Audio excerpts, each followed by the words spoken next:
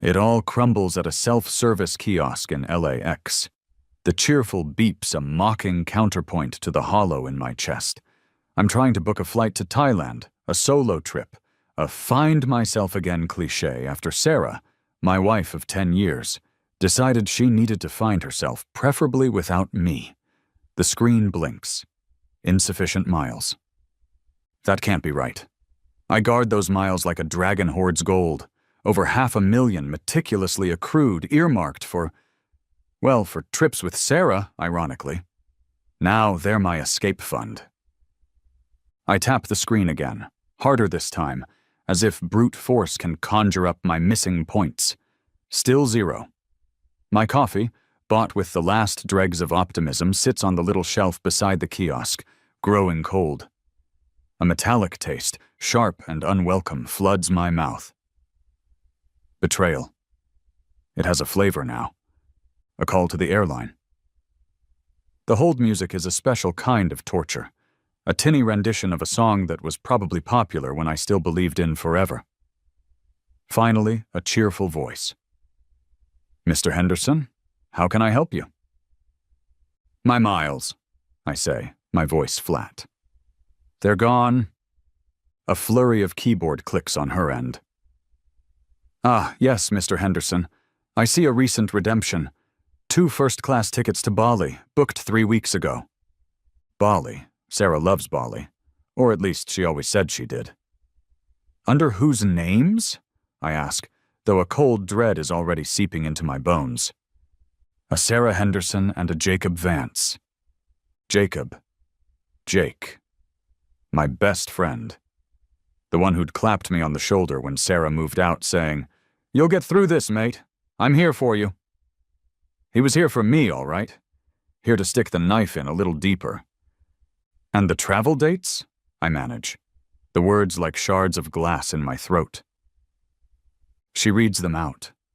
They match perfectly. The 3 weeks Sarah had tearfully told me she was going to Arizona to visit her sick mother. The mother who, I now realize with a sickening lurch, is probably playing bridge in Palm Springs, hale and hearty.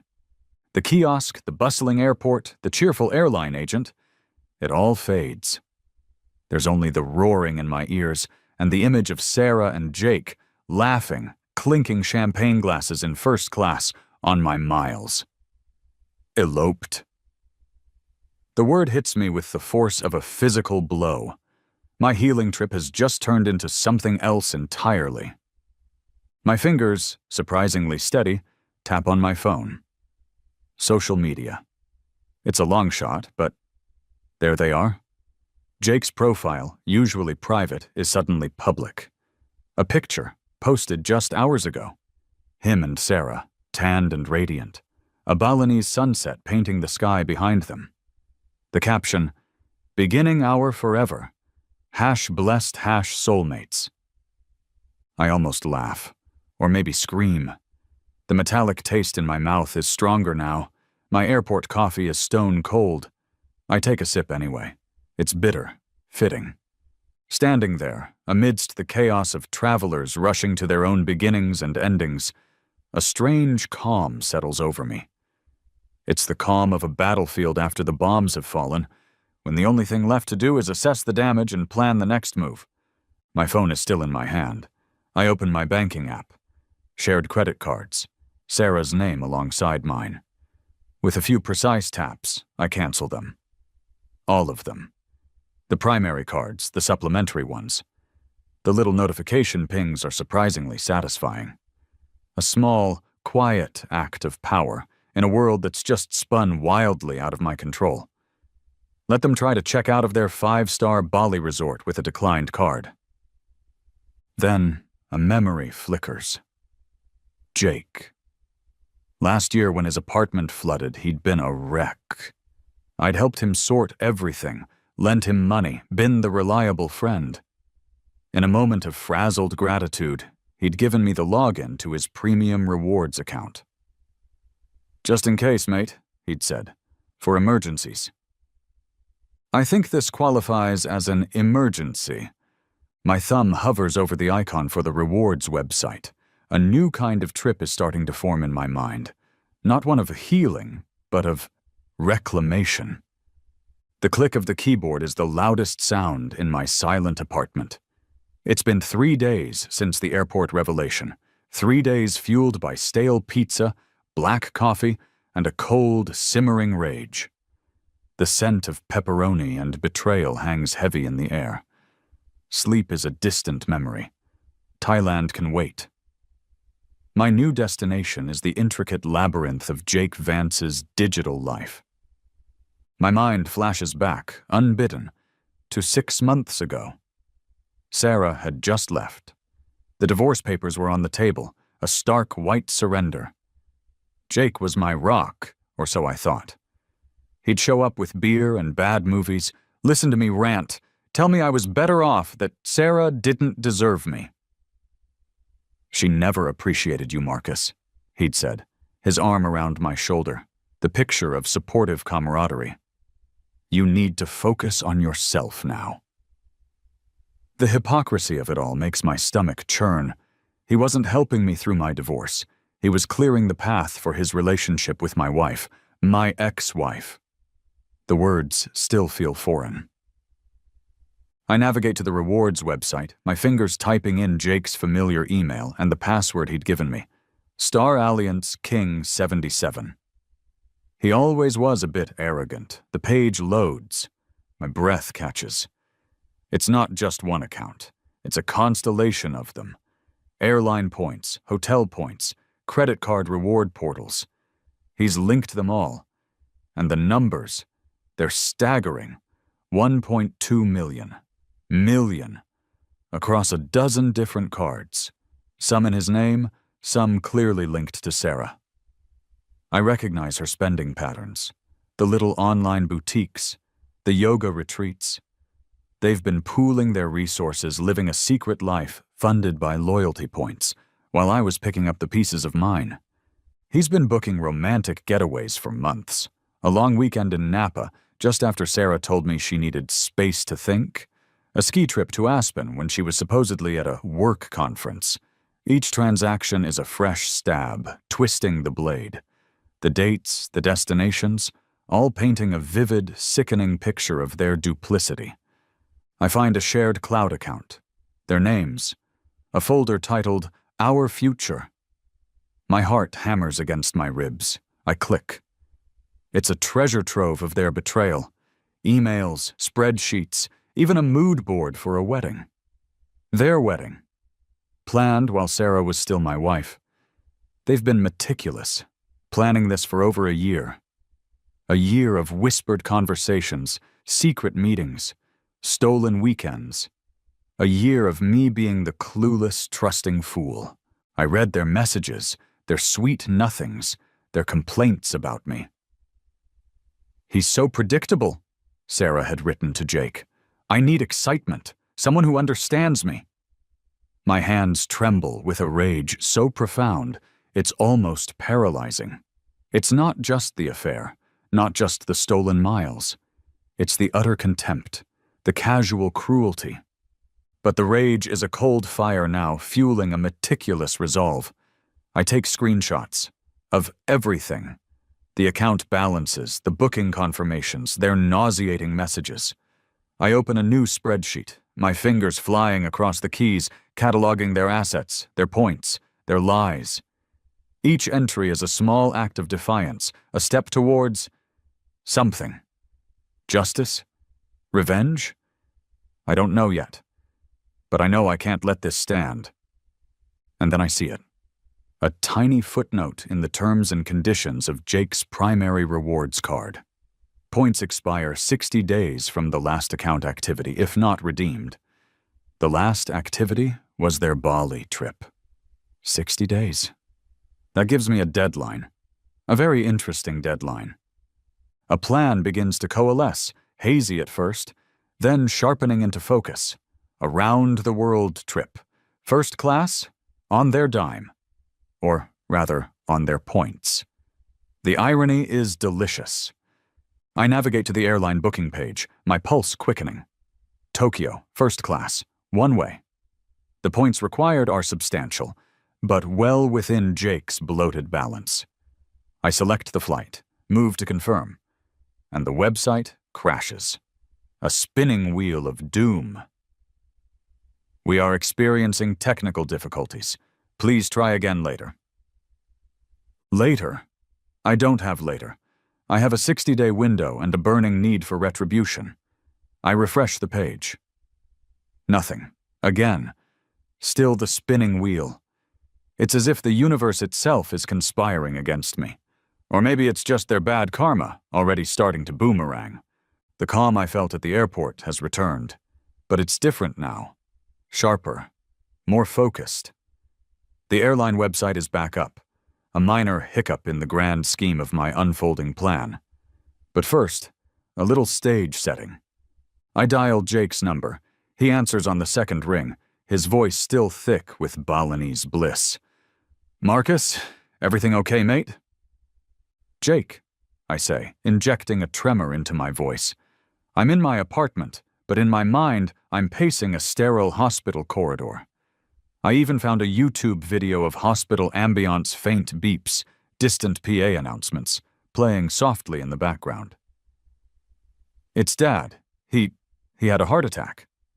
A blatant lie. My father is, to my knowledge, perfecting his golf swing in Florida. "What? Oh my God, Marcus, is he—" "He's stable, for now. But the doctors, they said the next few days are critical. I need to get the family there. Mom's a mess." I let out a shaky breath. Oscar-worthy, if I do say so myself. "Of course, mate, of course. What do you need? Anything." Predictable. Jake, the loyal friend, always ready to swoop in. "Flights, Jake. I'm trying to book flights for everyone, but my main card got flagged for fraud. Can you believe the timing? And the limits on my others? I don't suppose?" I let the question hang. "Say no more. You still have my rewards login, right? The emergency one?" "I think so, yeah." "Use it. Book whatever you need.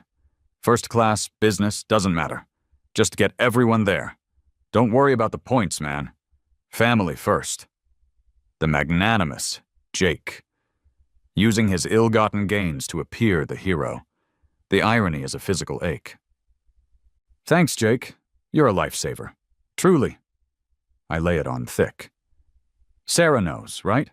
Can you tell her I might be out of touch for a bit, dealing with all this?" "Already on it. We're cutting the honeymoon short. Flying back tomorrow to be there for you. Sarah feels terrible she wasn't there when it happened." Guilt.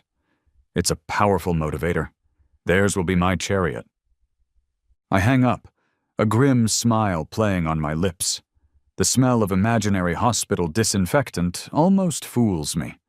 The faint, rhythmic beeping from my laptop speaker seals the illusion. Phase 1. Complete. Now for the fun part. With Jake's blessing, and more importantly, his points, I begin to weave my web. First leg, Los Angeles to Tokyo. Business class. A gentle start. I deserve a little comfort after all this. Booked. Next, a placeholder for a flight from Tokyo to Auckland. Then Auckland to Johannesburg. Johannesburg to Buenos Aires. Buenos Aires back to LA. A whirlwind tour of the globe, all courtesy of Mr. and Mrs. Vance Henderson's romantic escapades. I feel a strange sense of liberation, a shedding of the skin of Marcus, the grieving ex-husband. This new Marcus, the one embracing the deception, is far more interesting. They'll be home in what, 36 hours? I need to time this perfectly. I picture their welcome home party. Or rather, their rush home to support dear Marcus's gathering. Their friends, my old friends, offering condolences for my father's illness and praising Jake and Sarah for their selfless return. While they're distracted, basking in their false sainthood, I'll be sipping champagne at 30,000 feet. To cover my tracks, I set up a series of scheduled social media posts. Vague, mournful updates. Dark days. Leaning on family. Sometimes life just hits you. Enough to maintain the illusion that I'm at home, grieving, too distraught for direct contact. It's a delicate dance. I have roughly 48 hours from the moment I book the main legs of the trip until Jake, the Star Alliance King 77, inevitably checks his accounts and discovers the points holocaust. The tickets are booked. My bag is packed. Light, essential. This is a journey of liberation, not luggage. My phone buzzes. A text from Jake. Landing in LA in 12 hours. Straight to your place, bringing Sarah. Hold tight, mate. 12 hours. The clock is officially ticking. I'm zipping up my carry-on, a thrill coursing through me, a heady mix of fear and exhilaration, when there's a sharp knock on the door. My heart leaps into my throat. It's too soon. They can't be here already. I peer through the peephole. Sarah, alone, clutching a casserole dish. Sarah. My breath catches. What is she doing here? Alone? My carefully constructed timeline is already veering off course. Marcus? You in there? Her voice is muffled, concerned. I shove my packed bag behind the sofa, kick my passport under a cushion, think. Act normal. Or, rather, act like a man whose father just had a heart attack. I open the door a crack, feigning weakness. Sarah, what are you doing here? She pushes the door open gently, her eyes filled with a sympathy that makes my skin crawl. Jake told me about your dad. I'm so sorry, Marcus. I came as soon as I could. I brought your favorite tuna noodle casserole. She holds up the dish, a peace offering. Or perhaps a guilt offering. That's thoughtful. I try to keep my voice raspy, weak. You shouldn't have. You just got back. Don't be silly. We wanted to be here for you. She steps inside, her gaze sweeping the apartment. It's too tidy for a man in the throes of a family crisis. I usually thrive in organized chaos. Grief, I imagine, would amplify that. Are you okay? You look terrible. Haven't slept much, I mumble, running a hand through my already disheveled hair. Just worried. I gesture vaguely towards the couch. I was just resting. She places the casserole on the coffee table. Her familiar perfume, the one I used to love, now smells cloying, suffocating. Rain begins to lash against the window, a sudden downpour, mirroring the turmoil inside me. You should eat something, she says, her voice soft. Too soft. Then her eyes land on the small stack of papers on the edge of the counter. My research, flight options, visa requirements. Among them, a printout of an old itinerary, one from a trip we took years ago. I'd left it out as a decoy, in case she snooped. What are these? She asks, picking them up. Her fingers brush against the corner of my actual boarding pass for Tokyo, peeking out from beneath the old itinerary. My heart seizes. Panic, cold and sharp, rises in my throat. Oh, those... I force a weak, melancholic smile. Just old memories, thinking about happier times. I cough, a dry, pathetic sound. Looking at them just makes me sad now. She puts them down, her expression unreadable. Did she see it? The edge of the new ticket? The gate number? The destination that is definitely not Florida? You should get rid of them then, she says quietly. No point dwelling on the past. The irony is almost too much to bear. She fusses for a few more minutes, plumping cushions, offering to make tea. Every second is an eternity. I feel like a bomb about to detonate. Finally, mercifully, she says, Well, I should let you rest. Jake will be here soon. We'll both be back. Call if you need anything. Anything at all. She gives me a hesitant hug. It feels like being embraced by a ghost. As soon as the door clicks shut behind her, I sag against it, relief washing over me in a dizzying wave. That was too close. But the relief is short-lived. A chilling thought. She saw something. Maybe not the details, but the fact that there were new tickets. Her eyes, they lingered a moment too long on that stack of papers. She's not stupid, and she knows me, knows my tells. I grabbed my phone. Text Jake. Feeling overwhelmed. Phone off, going to mountains to clear head. Dad's stable but need quiet. Don't worry. We'll check in later. A digital smoke screen. He'll buy it. He's too busy playing the returning hero. My bag is already by the door. I don't even bother with the casserole. My appetite for her cooking, for anything she represents, is gone. I'm out the door, down the stairs, and into the relentless rain, hailing a cab before I can second-guess myself. The airport is a blur of fluorescent lights and anxious faces. I navigate security on autopilot, my eyes constantly scanning, half expecting to see Sarah and Jake materialize around every corner. I make it to the gate just as they announce final boarding for Tokyo. As the plane taxis down the runway, I connect to the airplane Wi-Fi. My phone explodes with notifications, texts from Jake. Frantic. "Marcus, where are you?" "My points, they're gone, all of them." "Someone hacked my account. Did you see anything suspicious?" "Marcus, call me, this is a disaster." A grim satisfaction settles in. He knows. Then, a news alert pops up on my phone. LAX, security breach. 2 individuals attempting to bypass TSA, claiming a family emergency. The live feed shows a grainy image. My blood runs cold. It's them. Sarah and Jake, looking harried, arguing with airport officials. They're not supposed to be here. They're supposed to be at my apartment, eating tuna casserole and wringing their hands over my father. What in God's name are they doing? And how did they figure it out so fast? The plane lurches forward, pressing me back into my seat as it accelerates down the runway. Too late now. Whatever game they're playing, I'm already airborne.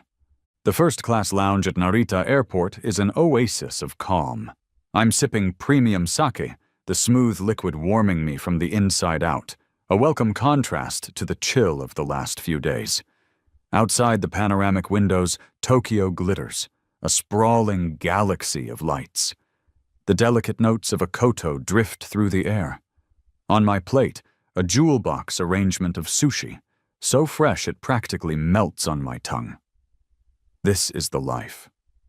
Or, more accurately, this is Jake's life. The one he's been funding with deceit. And now it's mine, for a little while anyway. My phone buzzes. A video call. It's Jake.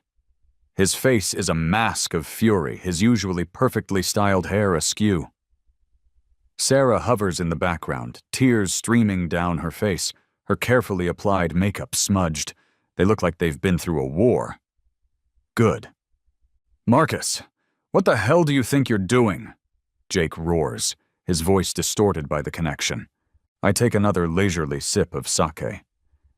"Enjoying the view? How was your flight to LA? Comfortable, I trust?" "Don't play games with me, you bastard! You stole my points. All of them. We know it was you." "Stole?" I raise an eyebrow. An interesting choice of words, Jake, considering how those points were acquired. And my miles to Bali? Was that borrowing? Or just outright theft? Sarah lets out a sob in the background. "Marcus, please," she whimpers. "Just give them back. We can talk about this." "Talk?" I almost laugh. "We had 10 years to talk, Sarah. You chose to have conversations with my best friend instead, in exotic locations, on my dime." Jake's face is turning a rather unflattering shade of purple. "I'm going to sue you, Marcus, for everything. This is fraud, grand larceny." "Is it, Jake? Is it really? Or is it just creative accounting? You gave me access, remember? For emergencies." I lean closer to the camera, my voice dropping to a conspiratorial whisper. "And believe me, discovering my wife and my best friend eloped to Bali on my frequent flyer miles after a year-long affair conducted while you were supposedly supporting me through our separation? That felt like a pretty significant emergency. The color drains from Jake's face. Sarah gasps. Their shock is a heady wine. I savor their desperation, their panic. It's a bitter-sweet nectar. "You knew?" Sarah whispers, her eyes wide with a dawning horror. "How long have you known?" "Long enough, Sarah. Long enough to appreciate the artistry of your betrayal. The sheer, unadulterated gall." I pause, letting the weight of it sink in. The divorce? That hurt, yes. But this collusion, this calculated deception between the two people I trusted most in the world, that's a masterpiece of pain. Jake sputters. "It wasn't like that. Sarah, she was unhappy. I was just..." "Just what, Jake? A shoulder to cry on? A sympathetic ear? Or a co-conspirator in the systematic dismantling of my life?" I can see his privilege now, clear as day. Jake, who's never faced a real consequence in his pampered life. His wealthy parents always there to bail him out, smooth things over. He probably thought this would be no different. A little awkwardness, maybe. Then back to his charmed existence. Not this time. I raise my sake cup in a mock toast. To new beginnings, yours and mine. And with that, I end the call. The silence in the lounge feels profound. My fingers dance across my phone screen. Auckland, New Zealand, first class, booked. I post a carefully curated photo to my newly public Instagram. Me, smiling serenely, sake cup in hand, the glittering Tokyo skyline behind me. Caption: "Finding peace, one city at a time. #Wanderlust, #New Horizons, #No Regrets. Let them stew in that." My phone rings again. Sarah. Her voice is choked with tears. "Marcus, please, I made a mistake, a terrible mistake. Just come home. We can work things out. Please, I'm begging you." Work things out? The delusion is almost impressive. "There's nothing to work out, Sarah," I say, my voice devoid of the emotion that's churning inside me. "You made your choice. Jake made his. Now I'm making mine." I hang up before she can reply. A new message pops up. Not from Jake or Sarah.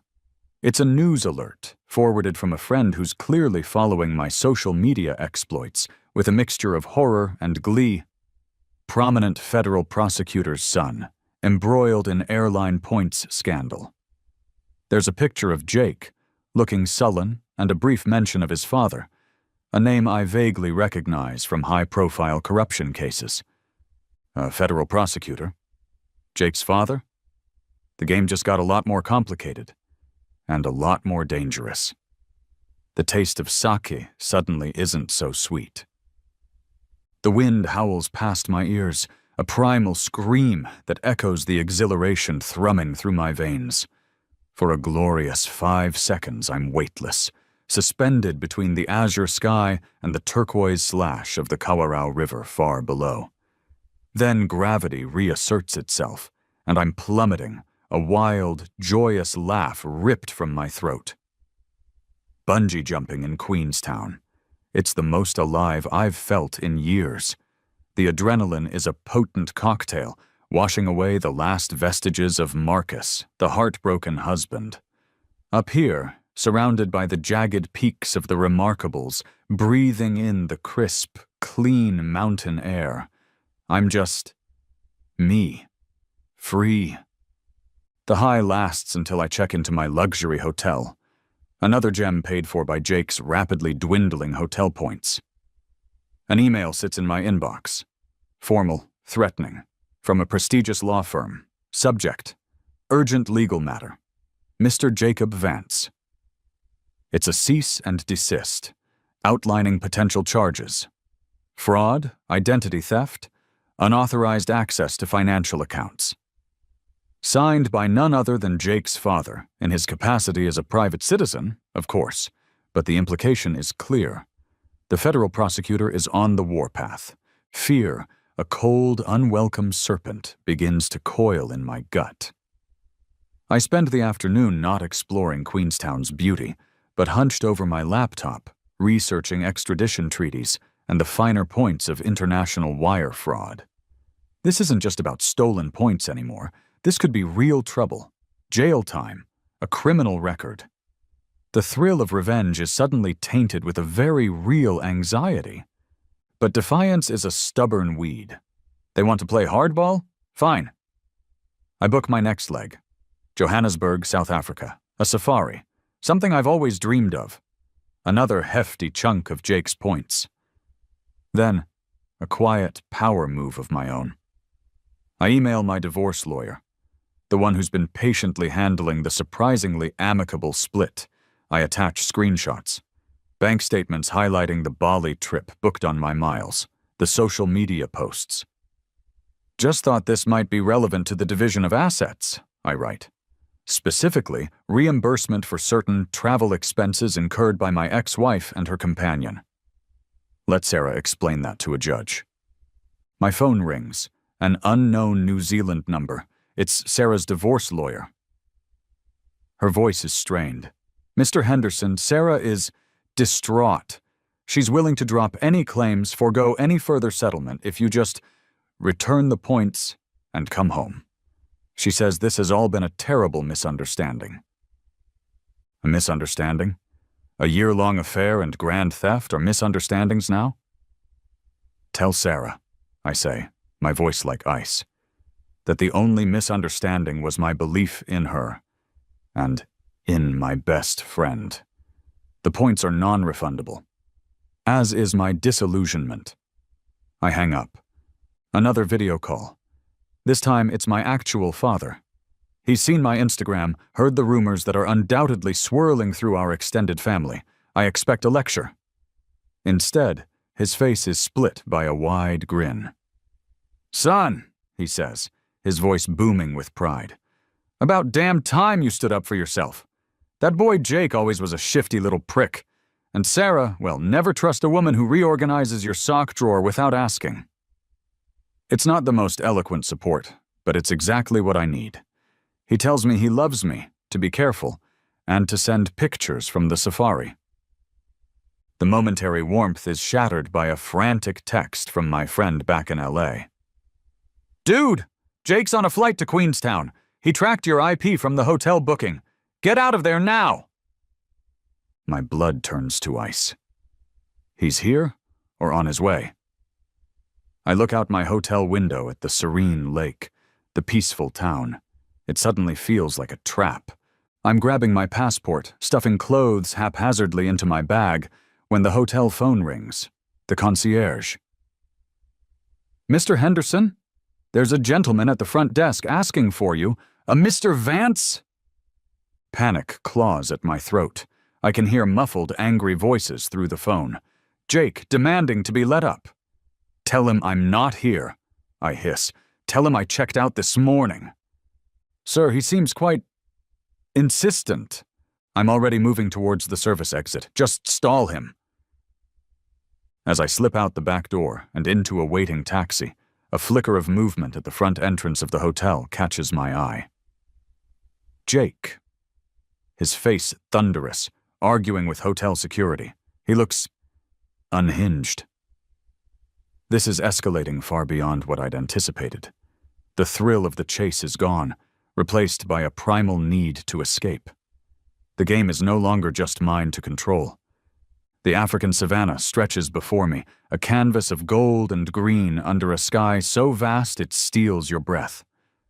Dust, kicked up by the wheels of our open-top Jeep, powders my skin, a gritty souvenir of this wild, untamed land. The distant roar of a lion vibrates through the air, a primal sound that resonates deep in my chest. I'm on a luxury safari in Kenya, ticking off a lifelong dream, each incredible sighting.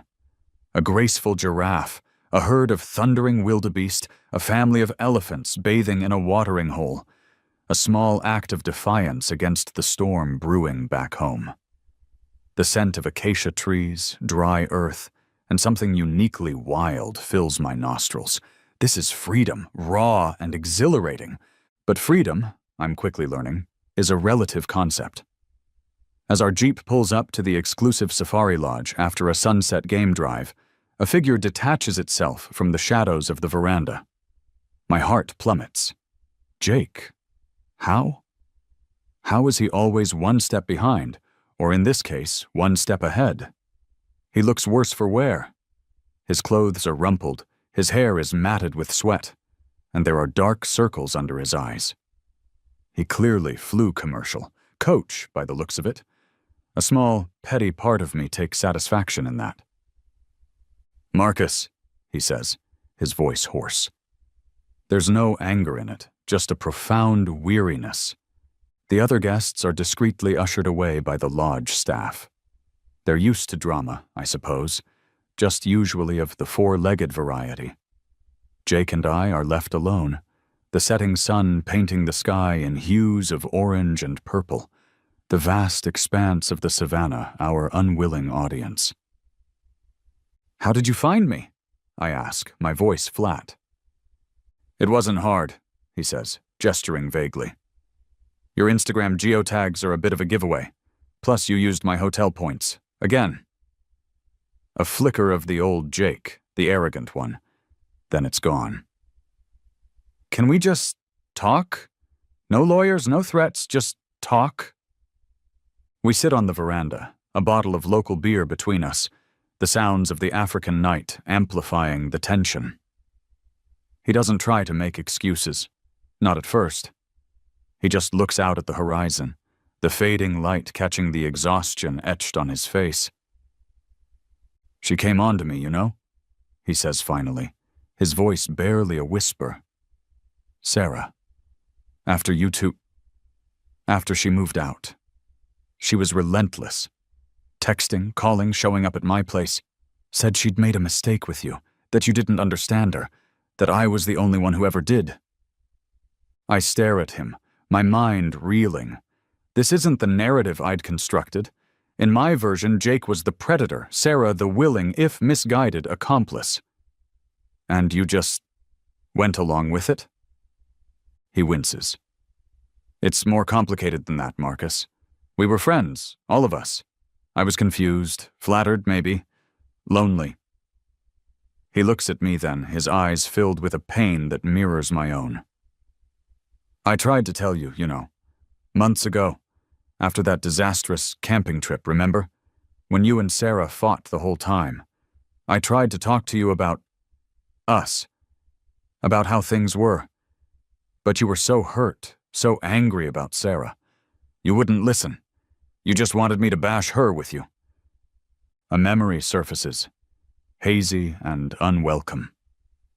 That camping trip, the bitter arguments. Jake trying to interject, me shutting him down, needing an ally, not a mediator. Had he been trying to confess then?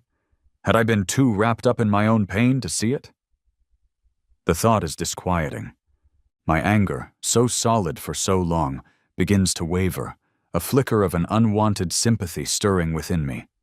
He looks broken, trapped. "I never wanted to hurt you, Marcus," he continues, his voice cracking. "You're my best friend. Or you were." He takes a long swig of beer. "I was scared. Scared of losing you, scared of losing her. I buried my head in the sand, and it all just snowballed." As if on cue, his phone buzzes on the table. "Sarah." He answers, his voice tight. "What is it, Sarah?" He listens for a moment, his face paling. "Pregnant? Are you sure? How far along?" Another pause. He looks at me, his eyes wide with a new, dawning horror. "Oh God, Marcus." He hangs up, his hand trembling. "She's pregnant," he chokes out. "About 3 months. She says the timing." He doesn't need to finish the sentence. 3 months ago, Sarah and I were still technically together, still occasionally sharing a bed in misguided attempts at reconciliation. The baby, it's probably mine. Jake breaks down then, a raw, ragged sob escaping him. I didn't know, Marcus. I swear. She told me it was mine. That we'd make it work. He scrubs at his eyes. She's been playing us both, all this time. The full weight of Sarah's manipulation crashes down on me. The affair, the elopement, the lies, the pregnancy. It was never just about passion or a fresh start. It was a calculated campaign. She wanted Jake's money, his family's influence. She needed me out of the picture, discredited, gone. The miles, the points, they were just collateral damage, a way to fund her scheme and, perhaps, to punish me for not being the man she wanted. The sun has dipped below the horizon, plunging the savannah into a deep twilight. The sounds of the wild are closer now, more insistent. And then another sound, the crunch of tires on gravel. Headlights cut through the darkness, sweeping across the lodge. 2 Land Rovers, official-looking, pulling up to the entrance. Park rangers. But they're not here for a late-night conservation chat. One of them holds a piece of paper. It looks official. It looks like a warrant. "Mr. Marcus Henderson?" One of them calls out, his voice carrying clearly in the still night air. "We have a warrant for your arrest. Interpol." Interpol. Sarah wasn't just playing games. She was playing for keeps. Adrenaline, cold and sharp, floods my system. Interpol. This is no longer a game of wits and stolen luxuries. This is real, hardcore, international fugitive stuff. Jake looks as stunned as I feel. "Go! Back way!" A voice hisses from the lodge doorway. It's David, our safari guide. A man whose quiet competence I'd admired during our game drives. He gestures urgently. "Staff quarters. They won't look there first. We don't need telling twice." We scramble off the veranda, plunging into the darkness behind the lodge, David leading the way through a maze of laundry lines and storage sheds. We can hear raised voices from the front, the rangers demanding entry. We huddle in a cramped, stuffy room, the air thick with the smell of diesel and old canvas. Sweat stings my eyes. Dirt cakes my already filthy clothes. The distant crackle of a radio, official sounding, makes my heart pound. This is it, the end of the line. The taste of fear, metallic and bitter, fills my mouth again, a grim echo of that day at LAX. "Interpol," Jake whispers, his voice shaking. How the hell did she manage that? "Your father," I say, the pieces clicking into place. She must have convinced him I'm some kind of dangerous criminal, fleeing the country, kidnapping you, whatever lies she spun. Jake nods slowly, his face grim. "She told him you were unstable, that you'd threatened her. He'd believe anything she said if it made me look like the victim and him the savior." He runs a hand through his matted hair. "She's been manipulating the legal system through him, Marcus, using his power, his connections, to come after you." A sudden, perverse bond forms between us in that dusty little room. We're no longer Marcus the betrayed and Jake the betrayer. We're just 2 guys caught in the crosshairs of a woman far more ruthless than either of us had ever imagined. Panic, a shared, visceral thing, tightens its grip. Sarah hasn't just been playing us against each other for money. She's been orchestrating our downfall. "We need to get out of here," I say, my mind racing. "Out of Africa." David reappears, a shadowy figure in the doorway. "Rangers are searching the lodge.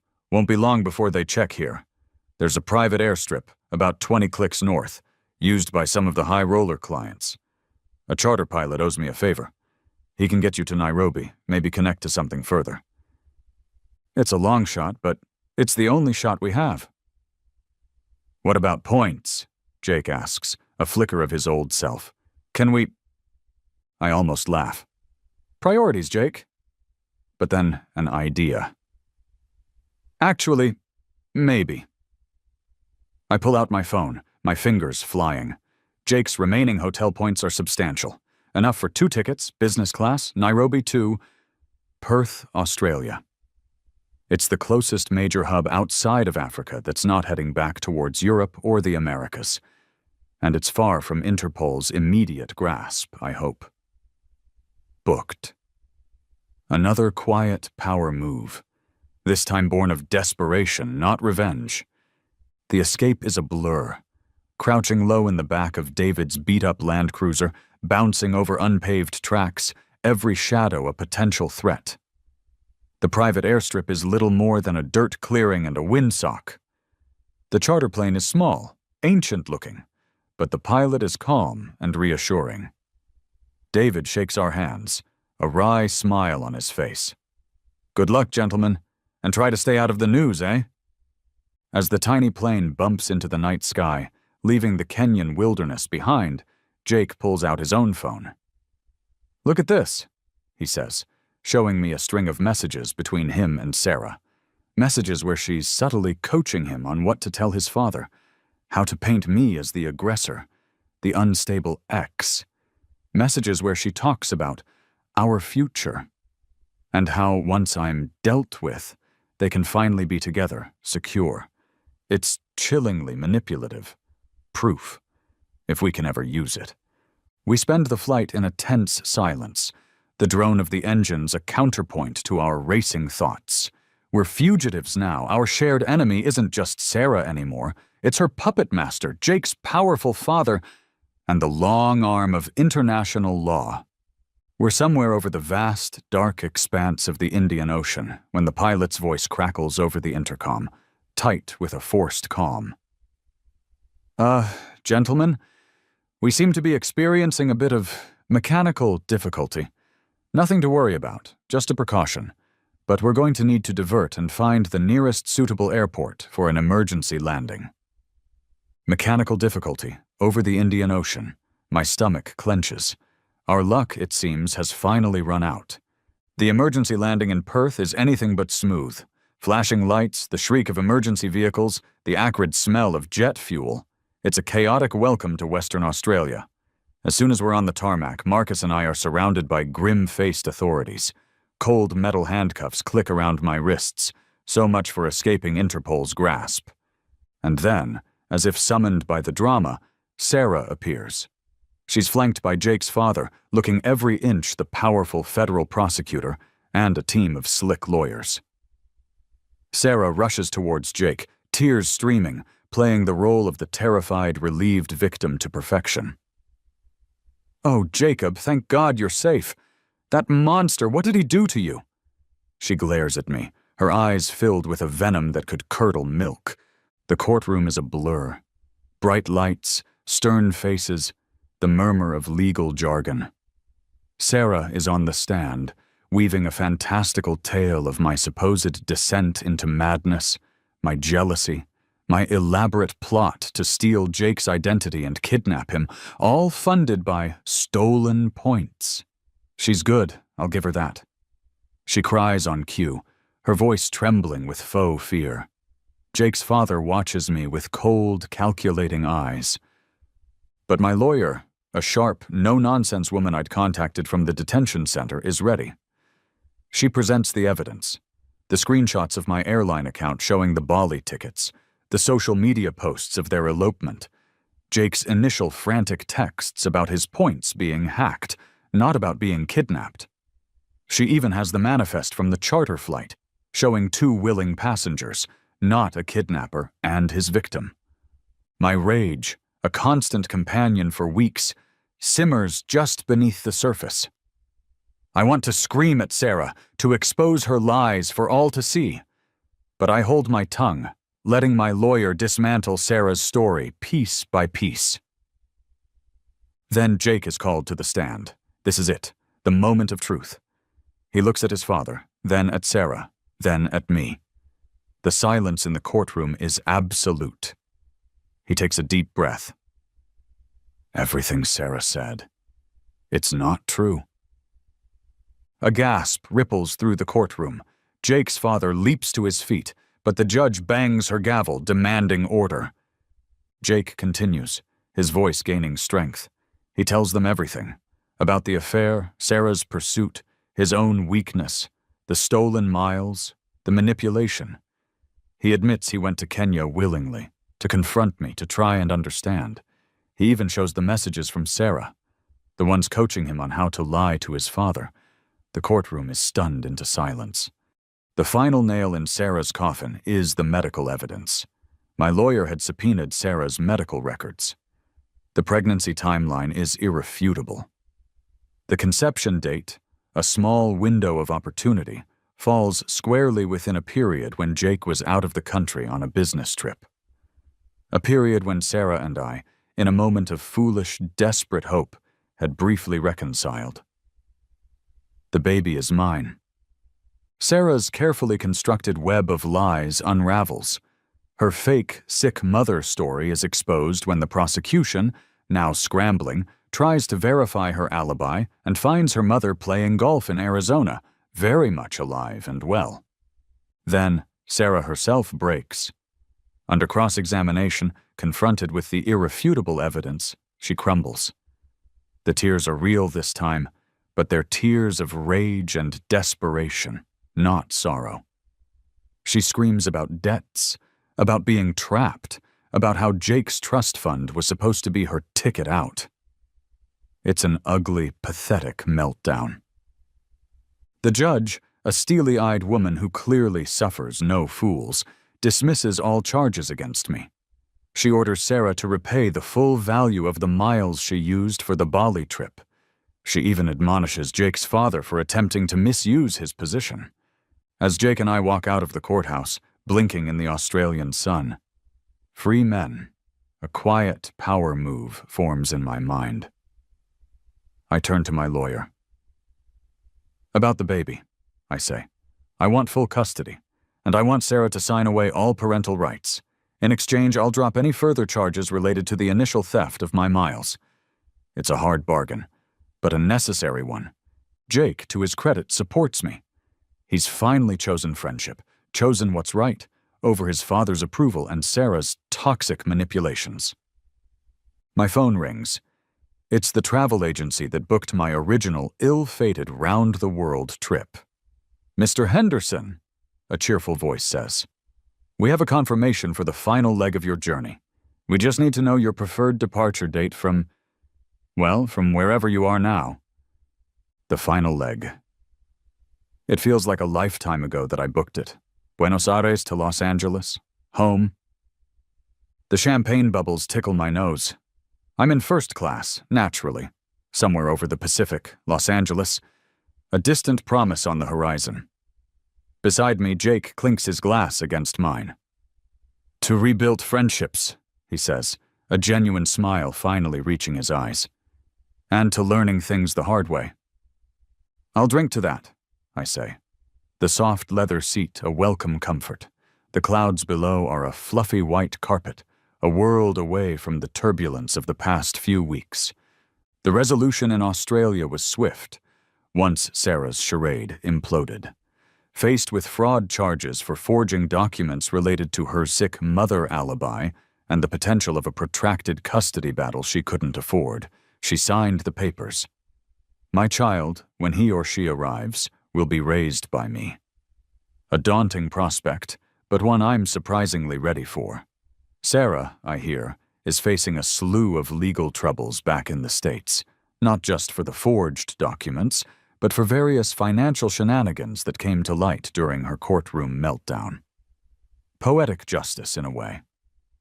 As for Jake's father, he's reportedly under an ethics investigation for abuse of power. The mighty have a long way to fall. The last of Jake's points, or rather, the points I'd commandeered, were used for this flight home. There was a small surplus, not enough for another grand adventure, but enough for a final, satisfying gesture. Walking through the business-class cabin earlier, I'd noticed an elderly couple, clearly on a special trip, looking a little overwhelmed. A quiet word with the flight attendant, a discreet use of the remaining points, and they were discreetly upgraded to the empty first-class seats across the aisle from us. Their surprised, tearful gratitude was worth more than any 5-star hotel. It felt good, clean. I finally feel liberated. The anger, the betrayal, the consuming need for revenge, it's all faded, replaced by a quiet sense of peace and an unexpected clarity.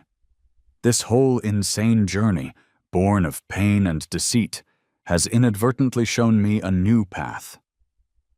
Back in Los Angeles, my apartment feels different. I'd hired a decorator before I left for Tokyo, giving them carte blanche. "Surprise me," I'd said. And they did. It's lighter, brighter, minimalist. No ghosts of Sarah here. It's a blank canvas. My blank canvas. Jake, true to his word, starts therapy. He begins to distance himself from his family's money and the suffocating expectations that came with it. He even gets a normal job, something he's actually interested in, not just a sinecure at his father's friend's company. He's happier, more himself. A week after I'm back, I get a call. A travel magazine.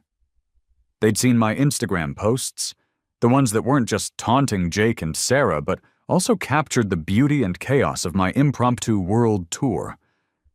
They want me to write for them. A regular column. Travel, adventure, finding yourself in unexpected places. It seems my revenge trip has accidentally become a career opportunity. Life settles into a new rhythm. Planning for the baby, writing, rebuilding my friendship with Jake on new, more honest terms. The anger is gone, replaced by a kind of weary understanding. We were all fools in our own way. 1 year later, Jake and I are co-running a travel blog. 2 Idiots Abroad, we call it. It's surprisingly successful. Our dynamic, his wry humor, my more introspective observations works. We're planning a trip to Patagonia, research, of course. Then, a package arrives. Sleek, black. Inside, a new premium credit card, my name on it. A note from Jake. For our next adventure. But let's plan this one together, shall we? And maybe use our own miles this time. I laugh. He's learned. We both have. I open my laptop. Iceland, Northern Lights. Something we've both always wanted to see. I book 2 tickets, Economy Plus, a legitimate purchase. My own miles this time. I send Jake the confirmation. His reply is instantaneous. Looks amazing, just one condition. What's that? I type back. You're in charge of the snacks. My treat on the champagne, though, once we're actually on the plane. Yeah, we're going to be okay.